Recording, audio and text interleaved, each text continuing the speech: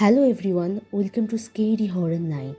আমি স্নেহা চলে এসেছি আবারও একটি ভৌতিক ঘটনা নিয়ে।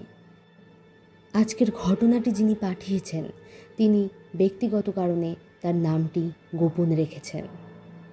এই ঘটনাটি ঘটেছিল দীঘার একটি গেস্ট হাউসে, যেটি বজবজ পৌরসভার গেস্ট হাউস।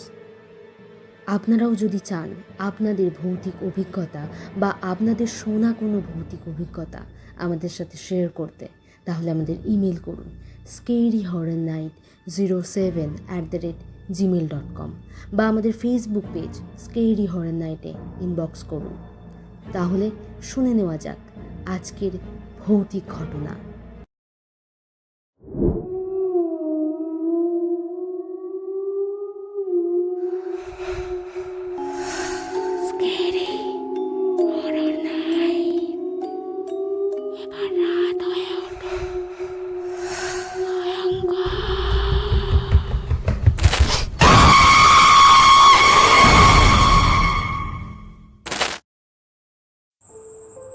আমি, আমার স্বামী এবং আমার মেয়ে, আমার বোন, ভগ্নিপতি এবং আমার বোনের মেয়ে, আমরা সবাই মিলে 2017 সালে দীঘায় ঘুরতে যাই।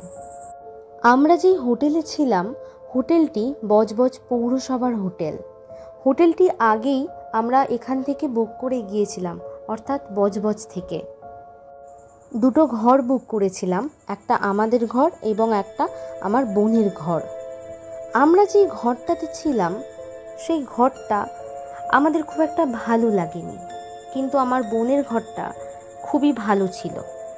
আমরা যেই ঘরে ছিলাম, ঘরে থাকাকালীন যেন আমাদের কেমন একটা অস্বস্তি হচ্ছিল। সবসময় মনে হচ্ছিল বাথরুমে কেউ একজন আছে। আর সামনে একটা ব্যালকনি ছিল, সেই ব্যালকনির দরজাটা খোলা থাকলেই খালি মনে হতো দরজার সামনে কেউ একজন দাঁড়িয়ে আছে। ওই ঘরটাতে আমরা কেউ একা থাকতে পারতাম না। ওই ঘরে ঢুকলেই কেমন যেন একটা বিরক্তি ভাব আসতো। ওই ঘরে ঢুকলেই কারোর মুড খুব একটা ভালো থাকতো না, সবসময় কেউ না কেউ খিটখিট করে যাচ্ছে। কিন্তু ওই ঘর থেকে বেরোলেই সব ঠিক থাকতো। তাই আমরা বেশিরভাগ সময় আমার বোনের রুমে থাকতাম। প্রথম রাতে আমার মনে হলো আমার কানের সামনে কেউ ফিসফিস করে কথা বলে যাচ্ছে। তারপর ঘুম ভেঙে যেতেই ঘুম থেকে উঠে দেখি না, কেউ নেই। প্রথমে মনে হলো আমার মনের ভুল, তারপরে আবার আমি শুয়ে পড়ি। কিন্তু তারপরে আর আমার ভালো করে ঘুম আসছিল না, প্রচণ্ড ভয় পেতে লাগলো আমার। বারবার মনে হচ্ছিল বারান্দার সামনের দরজা থেকে কেউ একজন আমাদের দেখছে। আমি প্রথমে নিজের মনকে বোঝাই যে এটা আমার মনের ভুল। তারপরে আবার শুয়ে পড়ি, কিন্তু আমি যেন স্পষ্ট শুনতে পাই কেউ একজন আমাদের ঘরে পায়চারি করছে, কেউ একজন হেঁটে বেড়াচ্ছে আমাদের ঘরে। আমি স্পষ্ট তার পায়ের শব্দ শুনতে পাই। প্রায় 5 মিনিট আমি সেই শব্দ শুনি, তারপরে আর সেই শব্দ আমি শুনতে পাই না।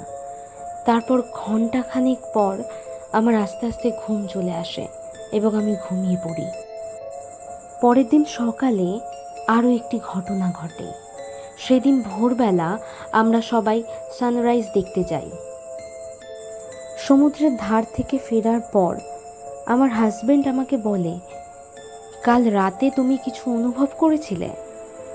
আমি বললাম, হ্যাঁ, কিন্তু তুমি কি অনুভব করেছো আগে বলো। আমাকে আমার হাজবেন্ড বলল, কাল সারা রাত আমাদের দিকে কেউ একজন দেখছিল এই খাটের সামনে থেকে। আমি চমকে যাই। আমিও তখন আমার হাজবেন্ডকে বলি যে আমার সাথে কি ঘটেছিল কাল রাতে, আমিও কি শব্দ শুনেছিলাম, সমস্ত কথা আমি ওকে বলি। তখন আমার হাজবেন্ড বলে, কালকে যতবার সে চাদর গায়ে দিয়ে শুয়েছিল ততবারই যেন কেউ চাদরটা তার গা থেকে সরিয়ে দেয়। আমি তখন বুঝতে পারি যে কাল রাতের ঘটনা শুধু আমি একাই অনুভব করিনি, আমার হাজব্যান্ডও অনুভব করেছিল। কিন্তু আমরা হোটেল থেকে কিছুই জানতে পারলাম না। হোটেলে কি ঘটেছিল সেটাই আমরা জানতে পারলাম না, যে কেন এইসব ঘটনা ঘটছিল। সেই রাতের পর আমরা মাত্র একদিনই ওই হোটেলে ছিলাম। ফেরার আগের দিন আমরা যেই রুমটাতে ছিলাম সেই রুমটা আমরা ছেড়ে দিয়ে আমার বোন এবং আমার বোনের ভগ্নিপতির রুমটাতে থাকি। ওই রুমটাতে কোনো অসুবিধাই হয় না, খুব সুন্দর ভালোভাবেই আমরা ছিলাম একদিন ওই রুমটাতে, বেশ আনন্দ করেই ছিলাম। তার পরের দিন সকালে আমরা ওই হোটেল থেকে চলে আসি। হোটেল থেকে চলে আসার পর আমরা যখন বজবজে ফিরে আসি, তখন বজবজ পৌরসভার একটা স্টাফের কাছ থেকেই আমরা জানতে পারি ওই হোটেলে আমরা যাওয়ার অনেক বছর আগে একটা পরিবার এসেছিল।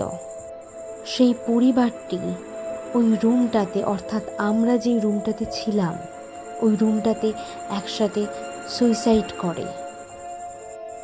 তারপর থেকে ওই রুমটাতে যারাই থেকেছে তারাই কিছু না কিছু অনুভব করেছে।